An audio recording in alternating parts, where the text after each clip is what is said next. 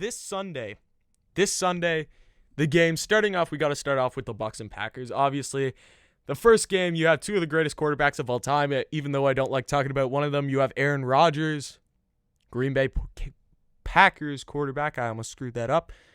I don't like saying the word Green Bay Packers, and I never will. As a huge Bears fan myself, I don't like the Packers. I don't like Aaron Rodgers. I don't like Davante Adams. I don't like Aaron Jones. You know who I do like on the Packers? Kevin King. Kevin King, my favorite player on the Packers, because he had some busted coverages today. He obviously, the one that everyone's going to talk about is the obvious last play before the first half ends. You just know that all you have to do is go into prevent. Do not let them get in the end zone. So what? Let them get a 5-yard gain to the outside and try to kick a 52-yard field goal. I think they were in range for a 57 at the time. Let them take that, but instead you let them get behind the secondary. Kevin King blows his coverage on, I think it was Scotty Miller. It was Scotty Miller. Just goes up. Brady pinpoints the ball as he was all day today. And I'd never seen as many drops in a single day of watching football. Like, you could have all 32 teams playing in one Sunday, and I still don't think that you would see as many drops in the whole league as you did today. There were unbelievable amount. From both sides, every single team had drops, and they were not good drops, just bad catching abilities. But Scotty Miller was able to pull that one in. You had Mike Evans catching one. I can't remember if Godwin did or not, but he had some huge catches for the Buccaneers. There was one that was like a third and 19 that he took for a first down. There's another one, a deep third down that he caught. He juggled the ball kind of. Those were some huge plays, and those were a big reason on why Tampa Bay was able to come out with the win here. Also, that Tampa Bay defense, first of all, Whitefield with that unbelievable hit. I can't remember who that was on. That was either on Jamal Williams or Aaron Jones. I think it was Aaron Jones, because Aaron Jones went out with an injury after that. So I'm pretty sure it was Aaron Jones. Huge hit there, forcing the fumble. Devin White picks it up and has a good return. You have Murphy Bunting, who has been on fire the last couple games. I think he has 3 interceptions in the last 2 games. He had 2 against the Saints and 1 today. Murphy Bunting and this Tampa Bay secondary, they were holding their own against a good Packers receiving corps. Obviously, you had Davante Adams, who many would argue is the best wide receiver in the league this season. Others would argue Stephon Diggs should also be in that conversation. But Davante Adams, he had some drops today. He dropped one in the end zone for the Packers today. It was just a simple hit Davante Adams out in the flats. You go an out route on about the 2-yard line. I didn't like the throw from Rodgers. Honestly, the commentators were all like, you know what, Davante, that was a drop, clean drop. He should have had that or whatever. But I was like, I don't know about that. I wasn't too huge on that throw by Aaron Rodgers. I thought it was low and outside, and I think if Davante would have caught that, it would have been a great catch. I didn't like the throw from Aaron Rodgers, and everyone was acting like it was Davante's fault. I didn't think it was. I thought that was clearly a 50-50. Like, both were at fault. Yes, he could have caught it. Yes, Aaron Rodgers could have thrown it better. So just split the blame. I don't get why they had to fully blame Davante Adams for that, but they did. The big topic of this game and what everyone is talking about after this game is Matt LaFleur's decision to kick a field goal down 8 with could have been it was 4 or 3 minutes left in the game. LaFleur decides to kick a field goal at that point, and they get the field goal. Obviously, they go up 5, but you are giving the ball back to Tom Brady, to Leonard Fournette, to Chris Godwin, to Mike Evans, to Rob Gronkowski, to all those guys. You only have 3. You're basically preying on a 3-and-out, which they obviously didn't get. I think they made a really smart decision, though. Once the 2-minute warning happened and it was 2nd and 1 or whatever, they took the offside or whatever. They did some kind of penalty. I can't remember what it was. But so the clock would still be stopped. There's no runoff because the clock was already previously stopped due to the 2-minute warning. So the clock doesn't have any runoff. Give them the first down, and then you have your 3 timeouts on a fresh 1st and 10. And if you stop them 3 consecutive downs, your team's going to get the ball back with about, a minute left, 2 minutes left, a minute 30, something like that. Try to go down the field. But obviously, they didn't get that. And there's a game right there. All they had to do, rush the ball. And guess what the Patriots did? I mean, not the Patriots. Oh, my gosh. It's still crazy that Tom Brady's on the Buccaneers. The Patriots. That's funny. The Patriots didn't even make the playoffs this year. Patriots weren't that good this year, although the Patriots were one of my favorite teams because one of my favorite players, Cam Newton, was on that team. The beginning of the season, I was really excited about him on the Patriots. And towards the end of the season, I think we all know how the story goes with Cam Newton. I still love him. Still one of my favorite players of all time, but his time in the NFL may be up. His time in the NFL may be up.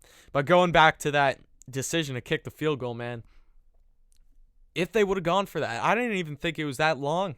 I think it was like, it was like 4th and 3 or something like that. I could be completely wrong about that. But I don't think that it was that. I don't think that the down was that far away. It was like an obvious, like, you can clearly make this. It wasn't like they were put in some 4th and 20 situation and then you go, you know what, maybe you should kick the field goal. It wasn't even 4th and 10.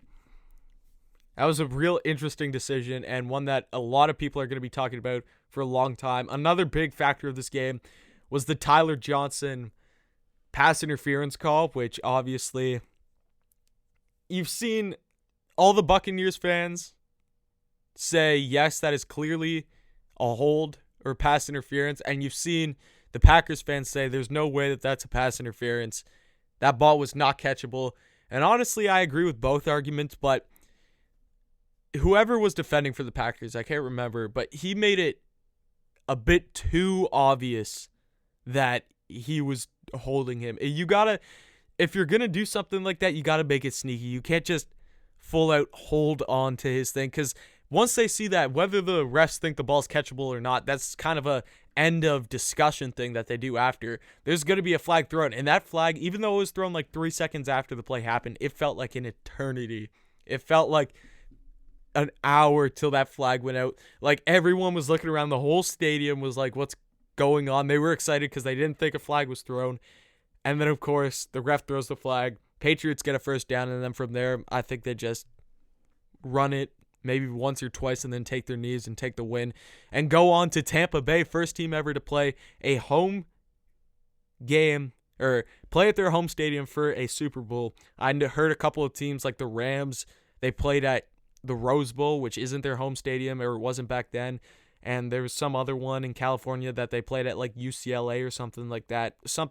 But no one has ever played in their home stadium before for a Super Bowl. First team ever, Tampa Bay, and the 1 year it has to happen is during COVID when you can't have full capacity fans. 7,500 fans have been confirmed to be frontline workers, which was a great move from the NFL. Having those guys, because they deserve it. They're the reason that we have football, so frontline workers, we appreciate you. Thank you very much, and they definitely deserve more than those Super Bowl tickets, but it was good that we got to do something, or the NFL did something for them, because they have worked hard and they have got us to this point that we're at now where we're playing football. We're having a Super Bowl and they're all vaccinated. Even gets better than that. So that's the first game. Second game, you talk about this Bills-Chiefs game. Starting off the game, the Bills were up 9-0. It felt so long ago, and it doesn't feel like it actually happened that the Bills were ever up in this game, and it looked like they were running away with the game. 9-0. Obviously, you had Bass miss the extra point, but Mecole Hardman drops the ball, drops a punt right on the 1 or something. The Bills get the ball, throw it to Dawson Knox, and all of a sudden you see the Bills up 9-0 in this game. But the only problem was the guys you have on the opposite sideline for the Bills. You're going up against Patrick Mahomes. You're going up against Tyreek Hill, who also dropped a big ball, a big third down today. There's a ton of drops when I tell you that. Everyone was dropping balls. There was balls dropped all over the field in Lambeau Field and in Arrowhead Stadium. It was not a clean day of football for the receivers. It could be the cold weather, but it was not a clean day at all. Bills go up 9-0. Bills go up 9-0, and then the Chiefs come back. The Chiefs start playing. Patrick Mahomes starts doing those Patrick Mahomes things that you're like, wait a minute, he should have been sacked. That should not have been a 20-yard gain. It just doesn't make any sense. But I guess that's what Mahomes does.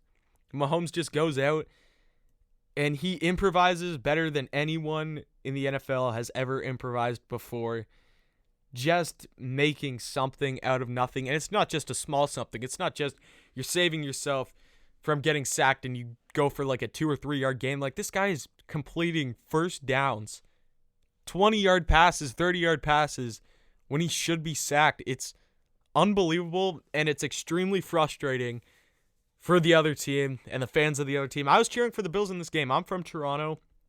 The Bills are the closest team to me. Even though I'm a Bears fan, I wanted Bills Mafia to have this win, and I wanted to see the Bills win. There's a lot of likable players on the Bills. And Bills Mafia, good fan base, great fan base, deserved to win, and sadly, they came up short. But there's always next season.